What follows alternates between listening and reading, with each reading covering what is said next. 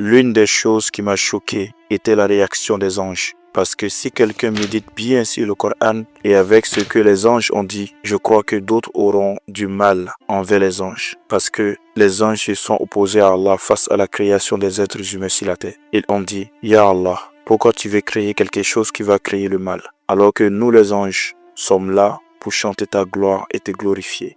En vérité, si ça dépendait des anges, Allah ne devrait pas nous créer. Et si Allah avait accepté la proposition des anges, Allah n'allait pas nous créer.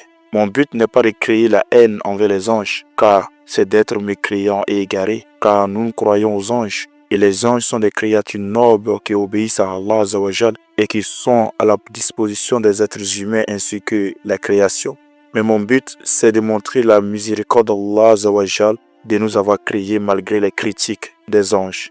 Malgré que les anges ont dit à Allah qu'on est mauvais, qu'on va faire le mal, qu'on va uniquement commettre le mal sur la terre. Malgré ça, Allah nous a créés parce que sa miséricorde est au-dessus de tout. Et Allah nous a aimés sans condition, sans principe. Et la vie qu'Allah nous a donnée est un cadeau. Même si Allah n'avait pas créé une place pour nous dans notre vie future, cette vie est assez suffisante pour remercier Allah Azawajal pour ce cadeau extraordinaire qu'il nous a donné.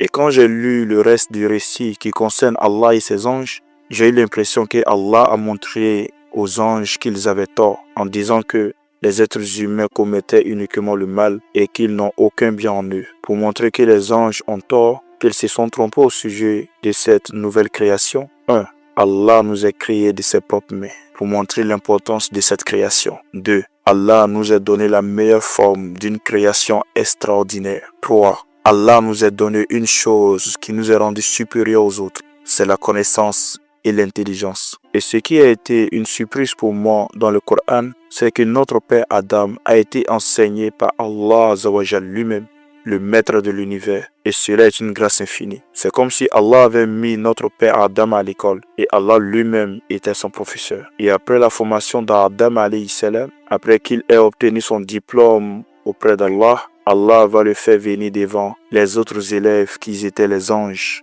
Allah posera la question aux anges. Et les anges, ignorant de la réponse, diront à Allah, on ne sait rien, sauf ce que tu nous enseignais. Et ça, c'est d'être honnête et humble du caractère des anges. Et quand Allah Azawajal a posé la question à notre père Adam, il a répondu avec clarté et précision. Ainsi par Allah, Allah dit aux anges, je vous ai-je pas dit que je sais ce que vous ne savez pas? Allah Azawajal a montré l'une des qualités des êtres humains qui seront bientôt sur la terre. Allahu Akbar.